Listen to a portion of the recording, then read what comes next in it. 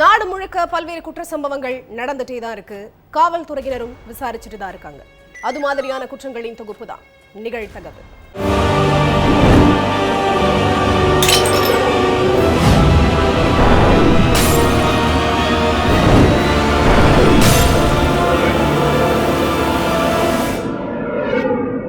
நிகழ்தகவு.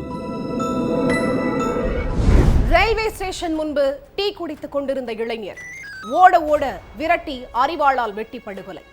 கொலை நடந்த 5 மணி நேரத்தில் பிடிபட்ட 2 சிறுவர்கள் மூலமாக சிக்கிய முக்கிய குற்றவாளி. கல்லூரியில் BSc படித்துக் கொண்டிருக்கும் இளைஞர் 19 வயதான இளைஞரை கொலை செய்தது ஏன்? இந்த கொலைக்கும் சிறுவர்களுக்கும் என்ன தொடர்பு? பின்னணி என்ன?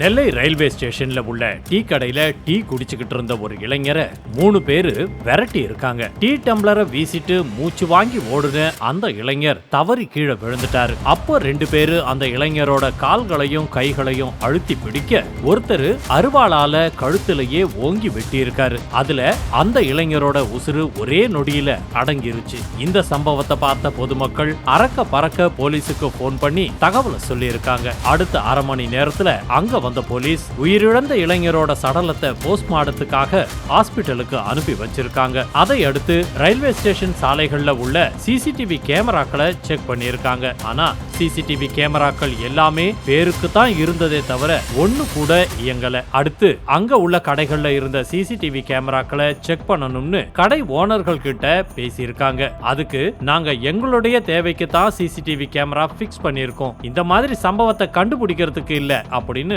கோபப்பட்டிருக்காங்க. ரயில்வே ஸ்டேஷன் சாலைகள்ல உள்ள சிசிடிவி கேமராக்கள் எதுக்காக பேருக்கு இருக்கணும்? அதை சரி பண்றதுல என்ன பிரச்சனை? ஒருவேளை சிசிடிவி கேமராக்கள் இயங்காதது தெரிஞ்சே எதிராளிகள் இந்த கொலையை செஞ்சிருக்க வாய்ப்பு இருக்குது தானே? இதே மாதிரி அடுத்தடுத்து கொலைகள் நடக்க வாய்ப்பு இருக்குது அப்படிங்கிறது தான் அந்த கடை ஓனர்களோட கோபத்துக்கு முக்கிய காரணம். ஆனாலும் கொஞ்ச நேரம் வாக்குவாதத்துக்கு அப்புறம் சிசிடிவி கேமராக்களை செக் பண்றதுக்கு சப்போர்ட் பண்ணாங்க கடை ஓனர்கள். அதை அடுத்து சிசிடிவி கேமரா செக் பண்ண போலீசாருக்கு கொலையாளிகள் 3 பேரும் ரயில்வே ஸ்டேஷனுக்கு போறது, கொலை செஞ்சுட்டு தலைதெறிக்க ஓடி போறதுன்னு எல்லா காட்சிகளுமே தெளிவா பதிவாகி இருந்தது கிடைச்சிருக்கு. அதுல 3 பேரையும் அடையாளம் கண்டு விசாரணையில இறங்கினப்ப கொலை செய்யப்பட்டது 19 வயசான வெங்கடேஷ்ங்கிறதும் கொலை செஞ்சது இசக்கி ராஜாங்கிறதும் கொலைக்கு உடந்தையா இருந்த 2 சிறுவர்கள் அப்படிங்கிறதும் தெரிய வந்திருக்கு. கொலை நடந்த 5 மணி நேரத்திலேயே சிறுவர்கள் 2 பேரையும் குறுக்குத்துறை பகுதியில மடக்கி பிடிச்சிருக்காங்க போலீசார். அதையடுத்து அந்த சிறுவர்கள் கிட்ட விசாரிச்சப்ப இசக்கி ராஜா இருக்கிற இடம் தெரிய வந்துச்சு. கொலை செஞ்சுட்டு எதுவுமே நடக்காதது மாதிரி சகஜமா எல்லார்கிட்டையும் பேசிக்கிட்டு சுத்திக்கிட்டு இருந்த இசக்கி ராஜாவை சம்பவம் நடந்த மறுநாள் சாயந்தரம் நெல்லை டவுன்ல சுத்தி வளைச்சு கைது பண்ணியிருக்காங்க காவலர்கள். அதையடுத்து இசக்கி ராஜா கிட்ட விசாரிச்சப்பதான் வெங்கடேஷ ஏன் கொலை செஞ்சாங்க அப்படிங்கிற காரணமும் எல்லாத்துக்கும் விடையும் கிடைச்சது. கோவை பொள்ளாச்சியில உள்ள கல்லூரியில BSc படிச்சுக்கிட்டு இருக்கிற இசக்கி ராஜா விடுமுறை நாட்கள்ல தான் ஊருக்கு வர்றது வழக்கம். 2023ல ரியல் எஸ்டேட் தொழில் அதிபர் சக்திங்கிறவரை 5 பேர் கொண்ட கும்பல் அருவாளால வெட்டி இருக்காங்க. வெட்டினது அந்த 5 பேரா இருந்தாலும் வாட்டர் கேன் போடுற வேலை பார்த்துக்கிட்டு இருந்த வெங்கடேஷ் அவங்க கூட இருந்ததோட மட்டும் இல்லாம தான் ஒரு பெரிய ரவுடி, எந்த சம்பவம் நடந்தாலும் அதுக்கு ஸ்கெட்ச் போடுறதே நான் தான், என்கிட்ட யாரும் வாலாட்ட முடியாதுன்னு வாய்ஸ் சவடால் விட்டுருக்காரு.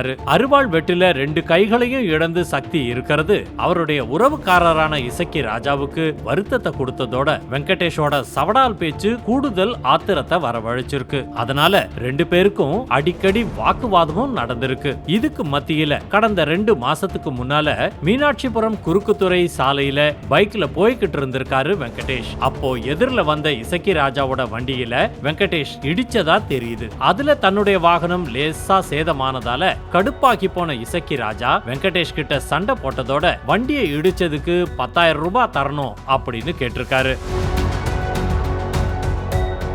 பணம்லாம் கொடுக்கவே முடியாது அப்படின்னு சொன்ன வெங்கடேஷ் உன்னால முடிஞ்சதை பார்த்துக்கோன்னு சவாலும் விட்டிருக்காரு. ஏற்கனவே சக்தியோட 2 கையும் போனதுக்கு காரணம் வெங்கடேஷ் தான் அப்படிங்கிற கோவத்துல இருந்த இசக்கி ராஜாவுக்கு ஆத்திரம் இன்னும் தலைக்கு ஏறி இருக்கு. அதனால வெங்கடேஷுடைய கதையை முடிக்க பிளான் போட்ட இசக்கி ராஜா சப்போர்ட்டுக்கு 2 சிறுவர்களையும் கூப்பிட்டுக்கிட்டு ரயில்வே ஸ்டேஷனுக்கு போயிருக்காரு. வழக்கமா வர்ற டீ கடைக்கு வெங்கடேஷ் வருவாருங்கிறத தெரிஞ்சுக்கிட்ட இசக்கி ராஜா அங்க வச்சு விரட்டி அருவாளால வெட்டி கொலை செஞ்சிருக்காரு. அப்போ 2 சிறுவர்களும் வெங்கடேஷோட கால்களையும் கைகளையும் அழுத்தி பிடிச்சிருக்காங்க. அதுல ஒரு சிறுவன் இசக்கி ராஜாவோட கூட பிறந்த தம்பி. அதே மாதிரி இன்னொரு சிறுவன் +2 படிச்சுக்கிட்டு இருக்கான். கொலை நடந்த 5 மணி நேரத்துல சிறுவர்கள் 2 பேருமே சிக்க அவங்க கொடுத்த தகவல் மூலமா இசக்கி ராஜாவுக்கும் கையில விலங்கு மாட்டப்பட்டிருக்கு. 10 பைசாவுக்கு பெறாத பகையால படிக்க வேண்டிய வயசுல உள்ள 3 பேரும் பாளையங்கோட்டை மத்திய சிறையில கம்பி எண்ணிக்கிட்டு இருக்காங்க.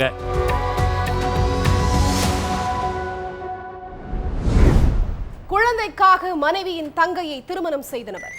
தூங்கிக் கொண்டிருந்த கணவனை இரும்பு ராடால் அடித்துக் கொன்ற 3வது மனைவி. இரவோடு இரவாக போர்வையில் சுற்றி சடலத்தை கிணற்றில் வீசிய கொடூரம். காலையில் எழுந்ததும் கணவன் சடலத்தில் முழித்த 2வது மனைவி. கொலை செய்தது ஏன்? மர்ம முடிச்சுக்கள் அவிழ்ந்தனவா?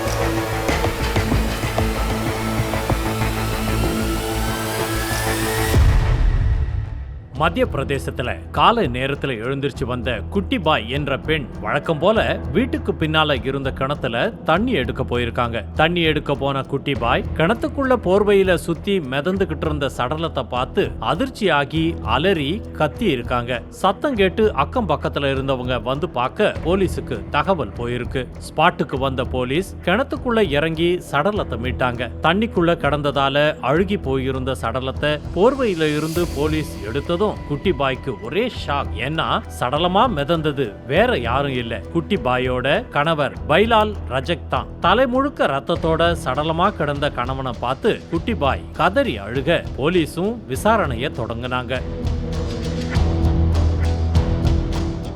மத்திய பிரதேச மாநிலம் சகாரியா கிராமத்தை சேர்ந்த 60 வயசான பைலால் ரஜக்கிற்கு 3 மனைவிகளாம். முதல்ல ஒரு பொண்ணை திருமணம் செஞ்சிருக்காரு பைலால் ரஜக். அந்த பொண்ணு பாதியிலேயே பைலால விட்டுட்டு ஓடி போக அந்த பொண்ணோட தங்கச்சி குட்டி பாய 2வதா திருமணம் செஞ்சிருக்காரு. திருமணத்துக்கு பிறகுதான் குட்டி பாய்க்கு குழந்தை பெத்துக்க முடியாதுன்னு தெரிஞ்சிருக்கு. இதனால விரக்தியான பைலால் குட்டி பாயோட தங்கச்சி விம்லா ரஜக்க திருமணம் செய்ய முடிவு பண்றாரு. கணவருடைய குழந்தை ஆசைக்கு தடையா இருக்க வேணாமேன்னு தங்கச்சி விம்லா ரஜக்கையே கல்யாணம் பண்ணி வச்சிருக்காங்க குட்டி பாய். நினைச்ச மாதிரி விம்லா ரஜக்குக்கும் பைலால் ரஜக்குக்கும் 2 குழந்தைங்க பிறந்திருக்காங்க. 2வது மனைவி 3வது மனைவி குழந்தைங்கன்னு எல்லாரும் ஒரே வீட்டுல இருந்திருக்காங்க. இந்த நிலையில தான் பைலால் ரஜக் கிணத்துக்குள்ள மர்மமான முறையில சடலமா மீட்கப்பட்டிருக்காரு. பைலால் ரஜக்க யார் கொலை செஞ்சாங்க அப்படிங்கிற கோணத்துல விசாரணைய தொடங்கின போலீஸ் முதல்ல வீட்டுல இருக்கிறவங்க கிட்ட இருந்து விசாரணைய ஆரம்பிச்சிருக்காங்க. எல்லாரும் போலீஸ் கேட்கிற கேள்விக்கு சரியா பதில் சொல்ல 3வது மனைவி விமலா ரஜக் மட்டும் மாத்தி மாத்தி பேசியிருக்காங்க. விமலாவோட நடவடிக்கையை பார்த்து சந்தேகப்பட்ட போலீஸ் அவர்கிட்ட துருவி கேள்விகளை முன் வச்சாங்க. போலீஸ் கேட்கிற கேள்விக்கு பதில் சொல்ல முடியாம திருன்னு முழிச்ச 3வது மனைவி விமலா ரஜக் ஒரு கட்டத்துல நான் தான் பைலால் ரஜக்க கொலை செஞ்சேன் அப்படிங்கறத ஒத்துக்கிறாங்க.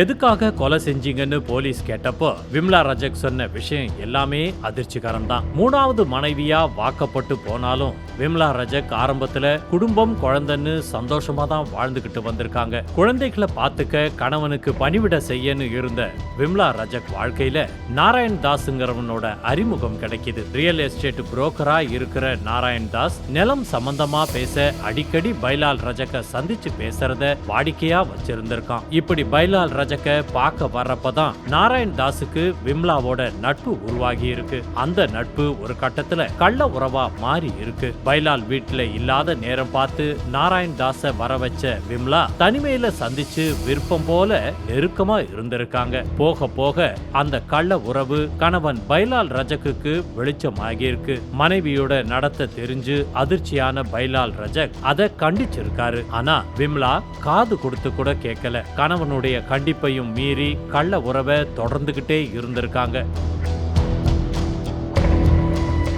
நாராயண் தாஸோட பழகக்கூடாதுன்னு கணவர் பைலால் கண்டிஷன் போட அதை இடைஞ்சலா நினைச்ச விம்லா கணவனை கொலை செய்யற அளவுக்கு வந்திருக்காங்க. கள்ள காதலன் நாராயண் தாஸோட சேர்ந்து தான் இந்த கொலைக்கு திட்டமும் தீட்டியிருக்காங்க. இதுக்காக 25 வயசு பையன் தீரஜ் கோல் என்பவனுடைய உதவியையும் நாடி இருக்காங்க நாராயண் தாஸும் விம்லாவும். சம்பவத்தன்னைக்கு புதுசா கட்டிக்கிட்டு இருக்கிற வீட்டுல தூங்கிக்கிட்டு இருந்திருக்காரு பைலால் ரஜக். நள்ளிரவு 2 மணி போல ஆழ்ந்த உறக்கத்துல இருந்த பைலால இரும்பு ராடாலேயே தலையில அடிச்சிருக்காங்க நாராயண் தாஸும் தீரஜ் கோலும். உயிர் போற வரைக்கும் இரும்பு ராடாலேயே அடிச்சு கொலை செஞ்சதோட சடலத்தை மறைக்கவும் பக்காவா திட்டம் போட்டிருக்காங்க. பழைய போர்வை சேலையை எடுத்து சடலத்தை சுத்தி அடையாளம் தெரியாம கட்டி வீட்டுக்கு பின்னால இருக்கிற விவசாய கணத்துல வீசி இருக்காங்க. கொலை செஞ்சது, சடலத்தை வீசினது எல்லாம் பண்ணுனது நாராயண் தாஸும் தீரஜ் கோலும் தான் என்றாலும் கொலைக்கு முக்கிய மூளையா திட்டம் போட்டு கொடுத்தது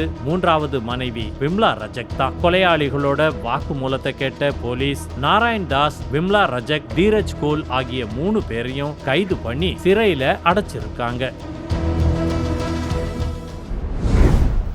3 மாதங்களாகியும் வீட்டிற்கு வராத இளைஞர்.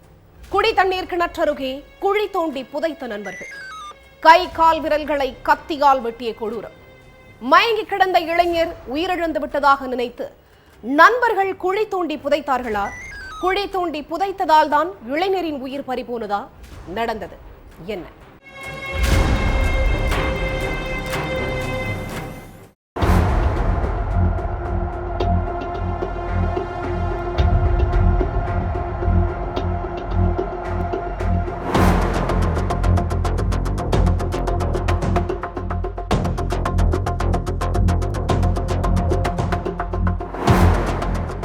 வெளியூர்ல தங்கி வேலை பார்த்தாலும் 2 வாரத்துக்கு ஒரு முறை வீட்டுக்கு வந்துட்டு போற மகன் அப்சல் 3 மாசமாக்கியும் வரவே இல்லை. என்னாச்சுன்னு பதறின தாய் ஜாகிரா இதுக்கு மேலையும் அமைதியா இருக்க வேண்டாம்னு செய்யாறு போலீஸ் ஸ்டேஷன்ல போய் கம்ப்ளைண்ட் கொடுத்திருக்காங்க. திருவண்ணாமலை செய்யாறு பக்கத்துல உள்ள புரிசை கிராமத்தை சேர்ந்தவர் தான் 17 வயசான இளைஞர் அப்சல். திருத்தணியில தங்கி வெல்டிங் தொழில் பார்த்துக்கிட்டு இருந்த அப்சலோட செல்போன் நம்பரை ட்ரேஸ் பண்ணிருக்காங்க போலீஸ். யார்கிட்டலாம் அடிக்கடி பேசியிருக்காரு, அவருடைய செல்போன் எண்ணுக்கு கடைசியா பேசின நபர் யாருன்னு ஆராய்ஞ்சிருக்காங்க. அதுல செய்யாறு கொடநகர்ல உள்ள 17 வயது சிறுவன் வீட்டுக்கு கடந்த மாசம் அப்சல் வந்ததும் ஒரு நாள் தங்கி இருந்து மறுநாள் கிளம்புனதும் தெரிய வந்திருக்கு. இதுக்கு மத்தியில தென்பூண்டிப்பட்டு ஏரியில உள்ள கிணத்துக்கு பக்கத்துல ஒரு ஆண் சடலம் அறகுறையா புதைச்சி அழுகி துர்நாற்றம் வீசுறதாவும் போலீசுக்கு தகவல் கிடைச்சிருக்கு. அதை அடுத்து தென்பூண்டிப்பட்டு ஏரிக்கு போன போலீசார் அங்க புதைக்கப்பட்டிருந்த சடலத்தை தோண்டி எடுத்திருக்காங்க. அதே நேரம் சிறுவன் கிட்டையும் விசாரணையில இறங்கி இருக்காங்க. அதுலதான் பல அதிர்ச்சி தகவல்கள் எல்லாமே வெளியே வந்திருக்கு. கஞ்சா, போதை மாத்திரை, போதை ஊசி பயன்படுத்துற பழக்கம் அப்சலுக்கு இருந்திருக்குது. அதோட அதை சேல்ஸ் பண்ணதாவும் சொல்லப்படுது. அனகாவூர் செய்யாறு போலீஸ் ஸ்டேஷன்ல கஞ்சா விற்பனை செஞ்ச வழக்கும் அது சம்பந்தமா பணம் கொடுக்கல் வாங்கல பலர் கூட தகராறு இருந்த வழக்கும் பதிவாகி இருக்குது. ஆனாலும் போதை பொருட்கள் பயன்படுத்துறதையோ சேல்ஸ் பண்றதையோ அப்சல் நிறுத்துற மாதிரி தெரியல. இதுக்கு இடையில தான் ஆகஸ்ட் 20ஆம் தேதி நண்பன் பிரவீன் வீட்டிற்கு போயிருக்காரு அப்சல்.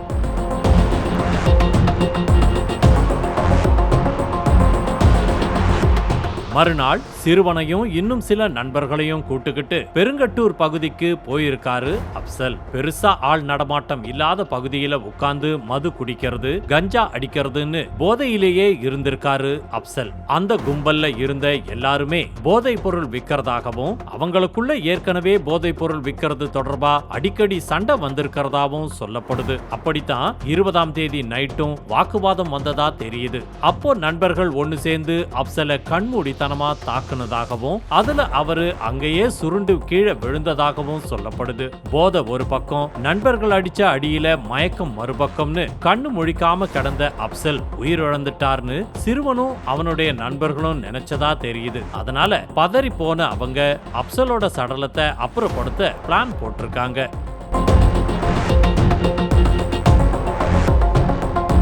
தென்பூண்டிப்பட்டு ஏரிக்கு பக்கத்துல அப்சல நைட்டோட நைட்டா தூக்கிக்கிட்டு போன அவங்க அங்க உள்ள குடி தண்ணீர் கிணத்துக்கு பக்கத்துல குழி தோண்டி இருக்காங்க. போதையில இருந்த அவங்களால குழிய கூட சரியா தோண்ட முடியல. அறகுறையா தோண்டின குழியில அப்சலோட உடலை போட்டிருக்காங்க. குழி ஆழமா இல்லாததால அவருடைய கை கால்கள் வெளியில தெரிஞ்சிருக்கு. அதனால கை விரல்களையும் கால் விரல்களையும் கத்தியால வெட்டி இருக்காங்க. அதோட அந்த கத்தியாலேயே அப்சலோட உடம்புல பல இடங்கள்ல குத்தியும் கிழிச்சிருக்காங்க. அதுக்கு பிறகு மண்ணை எடுத்து அப்சல் உடம்புல போட்டு மூடியும் மூடாமலும் அங்கிருந்து எல்லாரும் ஓடி போயிட்டாங்க.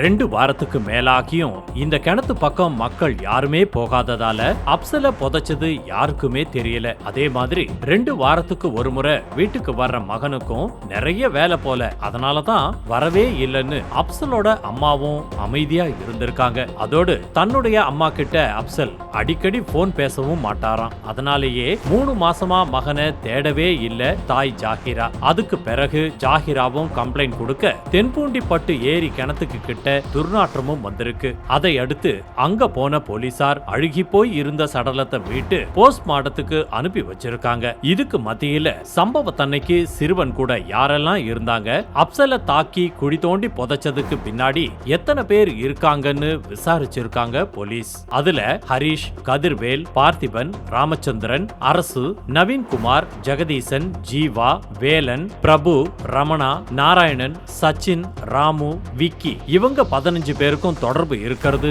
தெரிய வந்திருக்கு. இதை அடுத்து அந்த 15 பேரையும் கைது பண்ணி சிறையில தள்ளி இருக்காங்க போலீஸ்.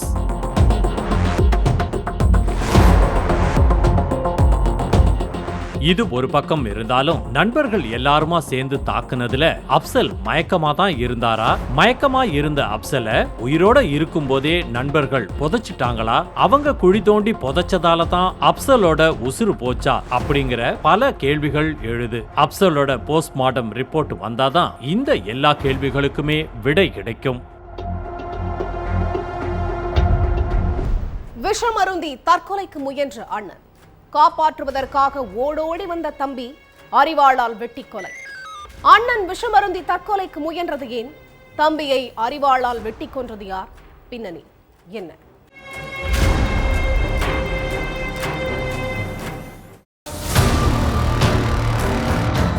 கை கால் நடுங்கினபடி பதற்றத்தோட தன்னுடைய கொழுந்தன் திருமூர்த்திக்கு கால் பண்ணியிருக்காங்க வெண்ணிலா. உங்க அண்ணன் விஷம் குடிச்சிட்டாராம், உடனே போய் காப்பாத்துங்கன்னு அழுது இருக்காங்க. அண்ணி என்னாச்சு, ஏன் அப்படி பண்ணிட்டாருன்னு கேட்ட கொழுந்தன் கிட்ட நடந்த விஷயத்த அப்புறமா சொல்றேன், முதல்ல போய் காப்பாத்துங்கன்னு சொல்லி இருக்காங்க வெண்ணிலா. அதனால அடிச்சு புடிச்சு அண்ணன் ரகுபதிராம் வீட்டுக்கு போயிருக்காரு திருமூர்த்தி. அங்க கையில விஷத்தோட இருந்த அண்ணன், என்னைய விட்டுரு, நான் இப்படியே உசுர விட்டுறேன், யாரும் என்ன காப்பாத்த வேண்டாம் அப்படின்னு சொல்லி இருக்காரு. ஐயோ, முரண்டு பிடிக்காம வாங்க, ஹாஸ்பிட்டலுக்கு போகலான்னு திருமூர்த்தியும் அவர் கூட வந்த சில உறவினர்களும் கூப்பிட்டு இருக்காங்க. ஆனா நான் பிடிச்ச முயலுக்கு 3 காலுங்கிற மாதிரி சொன்னதையே திருப்பி திருப்பி சொல்லிக்கிட்டு இருந்த ரகுபதிராம் ஹாஸ்பிட்டலுக்கு வரமாட்டேன்னு அடம் பிடிச்சிருக்காரு. அதனால டென்ஷன் ஆன திருமூர்த்தி, எத்தனை டைம் சொன்னாலும் நீ காது கொடுத்து கேட்க மாட்ட, எப்படியோ போ, உசுர் மேல ஆசை இருந்தா வாங்க, இல்லன்னா உயிரை விடுங்கன்னு விரக்தியில சொல்லி இருக்காரு.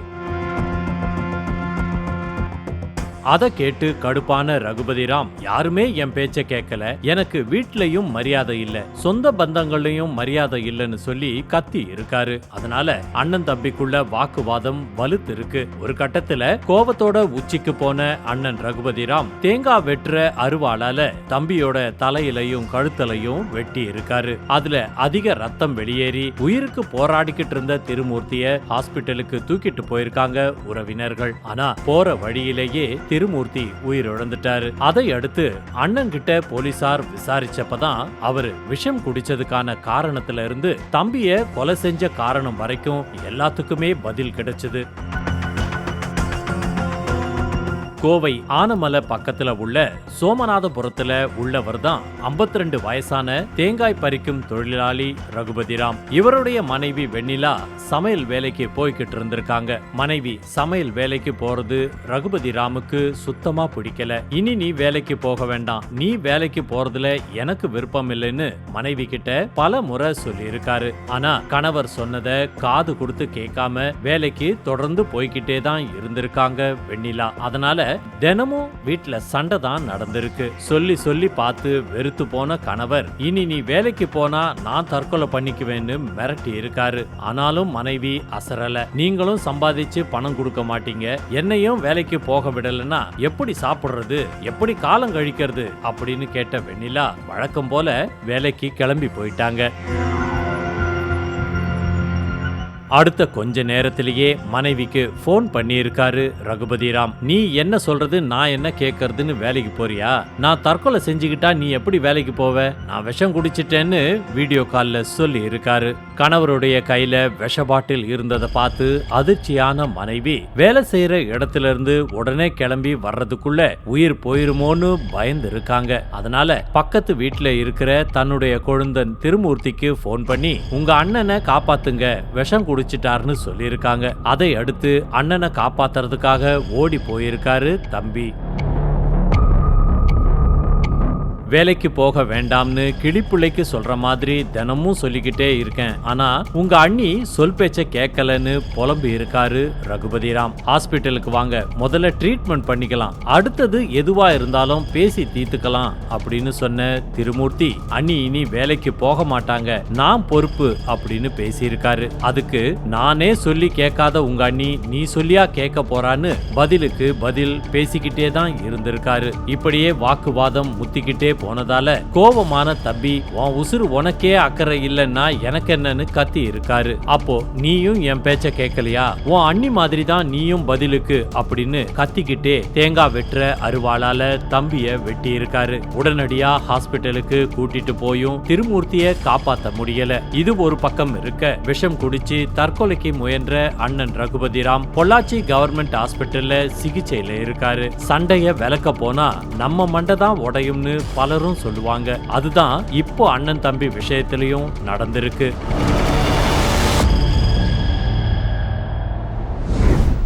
தூக்கில் தொங்கிய 16 வயது மகள், மர்ம மரணத்திற்கு பதில் கிடைக்காமல் தவித்த தந்தை, புத்திர சோகத்தில் மழுங்கிய புத்தி, பிறந்த மகளுக்காக பெற்ற அப்பாவை கொன்ற மகன், தலை தனியாக உடல் தனியாக அறுத்து ஆற்றில் வீசிய பயங்கரம். மகளுக்கு என்ன நடந்தது? அப்பா மீதான மகனின் கொலைவெறிக்கு என்ன காரணம்? பின்னணி என்ன?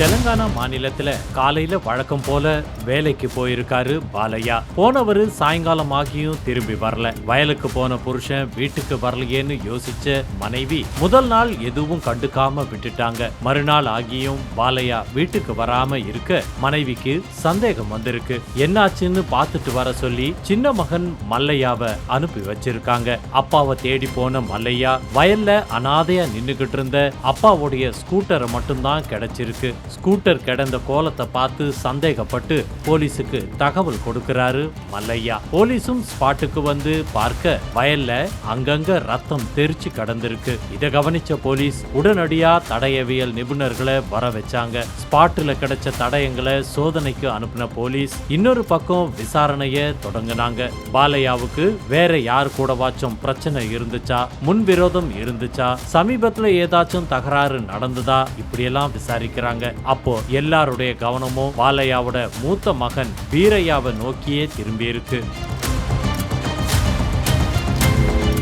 கடந்த சில நாட்களாகவே அப்பா பாலையா கிட்ட அடிக்கடி தகராறுல ஈடுபட்டு வந்திருக்காரு. அது தெரிஞ்சதும் பின்னணிய விசாரிக்கிறாங்க போலீஸ். அப்பாவுக்கும் மகனுக்கும் அப்படி என்ன பிரச்சனை அப்படின்னு நோண்டி நோண்டி வீரையா கிட்ட போலீஸ் கேட்க, ஒரு கட்டத்துல அப்பாவை கொன்னது நான் தான் அப்படின்னு சொல்லி வீரையா கதறி அழுதிருக்காரு. வீரையாவோட ஸ்டேட்மெண்ட்டை கேட்டு ஷாக்கான போலீஸ் கொலைக்கான பின்னணிய கேட்டாங்க. விவசாய தொழில் செஞ்சுக்கிட்டு வந்த வீரையாவுக்கு ஒரு மகள் இருக்காங்க. 10வது படிச்சுக்கிட்டு வாழ்ந்துகிட்டு இருந்த 16 வயசான அந்த பொண்ணு 2 மாசத்துக்கு முன்னால திடீர்னு ஒரு நாள் தூக்குல தொங்குன நிலையில சடலமா மீட்கப்பட்டிருக்காங்க. மகள் மீது பாசத்தை கொட்டி கொட்டி வளர்த்த பீரையாவுக்கு இந்த சம்பவம் கடும் மன உளைச்சலை கொடுத்திருக்கு. மகளுக்கு என்ன ஆச்சுன்னு கூட தெரியாததால வேதனைப்பட்டு அழுதுகிட்டே இருந்திருக்காரு. அப்பதான் பீரையாவுக்கு அப்பா பாலையா மேல சந்தேகம் வந்திருக்கு.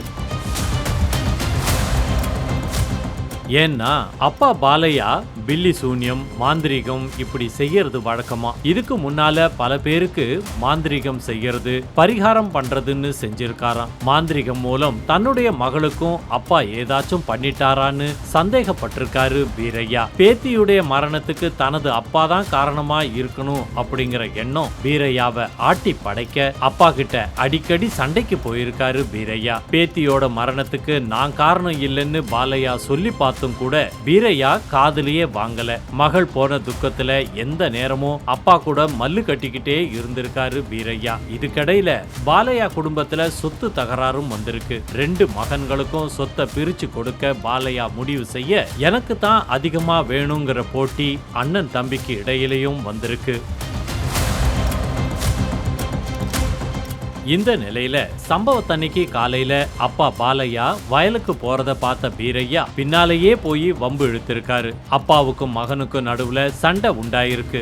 என் மகளோட சாவுக்கு நீதான் காரணம்னு அப்பா பாலையாவை பார்த்து பீரையா கேட்க அதை மறுத்து பேத்திய நான் சாகடிக்கலன்னு கெஞ்சி இருக்காரு. ஆனாலும் ஆத்திரம் அடங்காம அப்பாவை கம்பாலேயே அடிச்சு கொன்னு இருக்காரு மகன் பீரையா. அடிச்சு கொலை செஞ்சுட்டு சடலத்தை டிஸ்போஸ் செய்ய திட்டம் போட்ட பீரையா தன்னுடைய உறவினர் அஞ்சியை கூப்பிட்டு இருக்காரு. அஞ்சி காரை எடுத்துக்கிட்டு கொலை நடந்த ஸ்பாட்டுக்கு வந்திருக்காரு. அதுக்கு பிறகு ரம்பத்தை வச்சு பாலையா சடலத்தை தலைய தனியா உடலை தனியா அறுத்த பீரையா கார் டிக்கில ஏத்தி இருக்காரு. அஞ்சியோட சேர்ந்து பாலையாவோட சடலத்தை கார் டிக்கிலேயே வச்சு எடுத்துக்கிட்டு போன பீரையா யாருக்கும் தெரியாம அதை ஆத்துல வீசி இருக்காரு. பீரையாவோட வாக்குமூலத்தை கேட்டு அதிர்ச்சியான போலீஸ் சடலம் வீசப்பட்ட ஆத்துக்கு போய் தேடுதல் வேட்டைய தொடங்கினாங்க. ட்ரோன் வச்சு சடலம் எங்க இருக்குன்னு தேடி கண்டுபிடிச்சு சடலத்தை மீட்டு போஸ்ட்மார்டமுக்கு அனுப்பி வச்சாங்க. ஒவ்வொரு குற்றங்களின் முடிவும் சட்டத்தின் கையில். விசாரணை தொடரும். பார்க்கலாம் அடுத்த நிகழ்தகவில்.